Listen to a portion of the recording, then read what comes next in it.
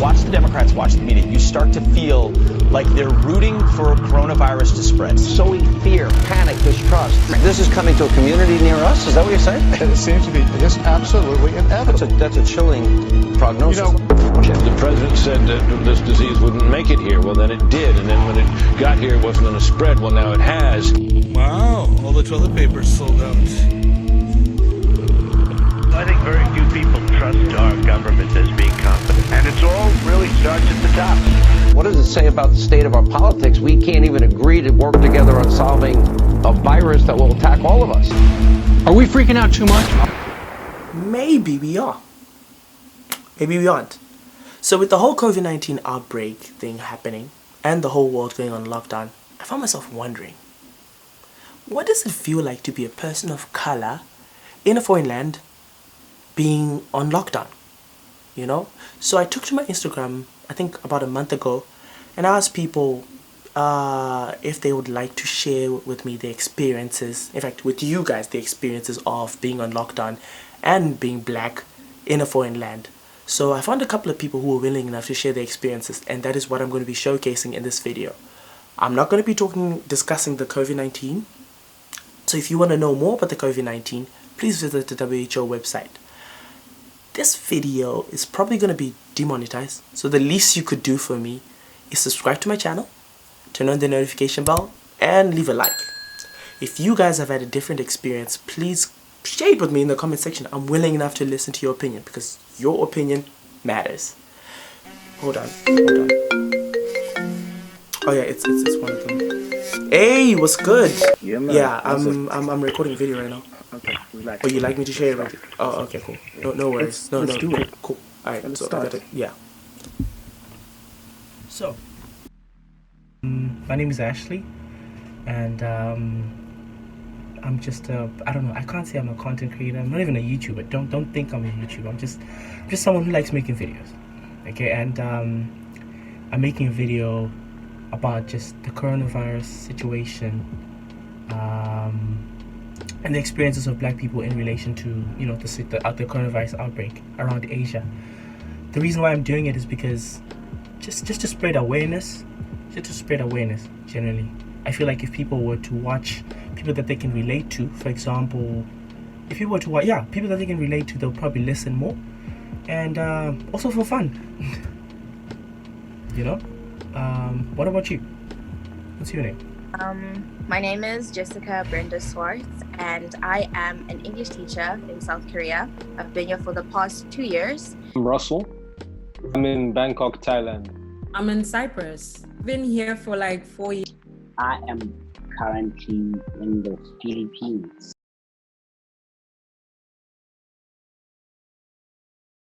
What measures were taken when it comes to this lockdown? So are you guys under lockdown? Over here, it's like we're self-quarantining, like we're being asked to stay indoors and everything, but you can still go to the supermarket and get some food. You've still got some freedom, but obviously you don't see as many people outside as you once used to. Because I mean, again, a lot of the tourists that used to come here, they're back in their home countries, especially the Chinese. The Chinese, they accounted for like what, 60% of the tourists that used to come to Thailand, and now the Chinese are, they're stuck in China. Other people have gone to their countries, so it's just really the locals and some foreigners. No one's really moving around. You can move around, but people aren't really taking that chance. In China, everything's just been closed. Banks, I remember I was telling you that I was going to the bank. What I meant by that was just going to the ATM. Banks have been closed. Restaurants, only a few have been opened, and if you're a student, you've been locked. We've been locked in on campus, so you can't go out for the past. I haven't gone out since January the 29th. And that's for every student. I might be wrong, but maybe a month and some weeks ago. February, no. So it's been like maybe less than that. it's been less than that. Maybe it's us. It's we knew it was gonna come because with China and then the traveling, all that, we knew it was gonna come. So we started preparing like maybe mid-Feb. We started preparing for it, and then when we had our first case, that's when they started to take, precautionary measures. They told the kids, if you're feeling sick, don't come to school. They told the teachers, if you're feeling sick, don't come to school, go to the hospital. And then end of February, that's when it got a bit more serious because the cases started rising. There was a case in Daegu, a city called Daegu, where a woman went to church. Instead of quarantining herself, she went to church and then she spread it to the church and further. And then that's when they told us no school and no going out from the 2nd of Feb. Wow. But how did people panic in Thailand? For instance, in China, I can't say that people bought tissues. People in China just, I don't know. They do use tissues, but they're not about that tissue looting life. What actually happened was people ran for the masks first. People were just like on the masks, so masks just ran out of stock. Like at one time I was even fighting some grandmothers. They were like, pushing me, like I couldn't push a grandma, but I wanted the mask, so I was forced to kind of use a bit of manpower. But so how did people how did people panic in Thailand? As compared to the rest of the world, I think, like you're saying, the whole mask situation, it's prevalent everywhere. Like people are just scrambling to get masks. So that's the first thing that went flying off the shelves, masks. Because usually you would just see masks in your local convenience store and you wouldn't care too much about it. But now you would start taking notice, like, there are no masks. So that was the first thing.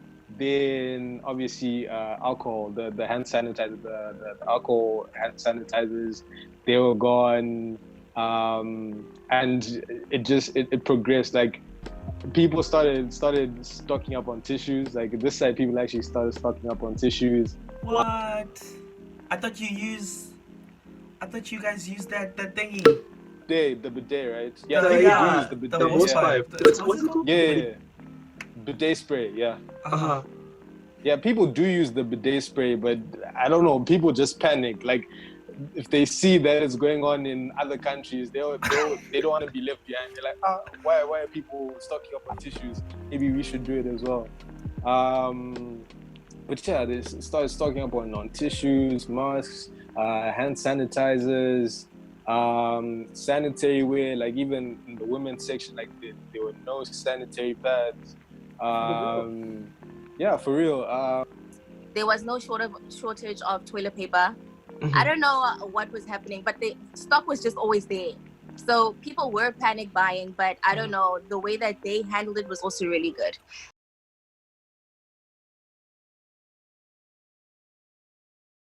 So what's been like the hardest part of your quarantine? Me personally, I'm hardly ever out. Hardly ever. But the fact that I need to stay indoors, it's just driving me crazy. It's psychological, right? Like when somebody tells you not to do something, you feel the urge to just do it. Basic things, the simple things that we don't appreciate and don't invest. Walking out, taking the kids to the mall and things like that. So it poses the question at some point, if you're just waking up, you don't have a purpose, or you just need to stay home. So it actually messes up the brain. So I'm a person that likes to just move around, just to exercise my legs, I feel like people just need to get out of the house, once in a while. And I feel like, just being stuck in your room all the time, it's just, it takes a toll on you, like not only physically, but mentally, you need to go outside, you need to see people, you need to interact with people. But you're just stuck in your room all the time, doing the same things. Like I have online lectures. Online lectures are way more draining than, just face-to-face lectures. So the advice that I would actually give is to, take heed to what the government is telling you. If they're telling you to stay at home, stay at home. If they're telling you to just go and get what you need and come back home, do that. But then if you're going to be frolicking in the streets, it's like you're asking for this virus to just, creep up into your body. So I would just say, listen to the government, take heed to instruction, and then just do what you need to do. Stay at home. Hey, you've made it to the end of the video.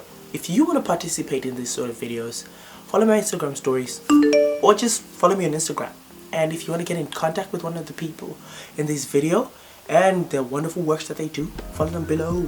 I'm probably going to drop their links below, then you can get in contact with them. And also, subscribe to my channel by clicking this picture and check out these cool new videos. Click them. Click them now! Click them videos.